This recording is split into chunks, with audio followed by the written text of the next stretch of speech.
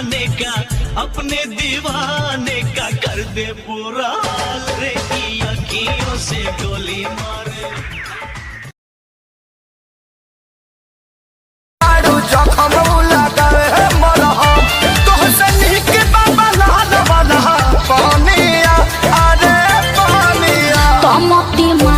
के भातर के फांसा वाला सारे बंगलिया दमती मार के भातर के फांसा वाला सारे बंगलिया आमी बंगाल जाबो और बड़ा तड़ी करबो। आने का अपने दीवाने का कर दे पूरा हाल रे की अखियों से गोली मारे।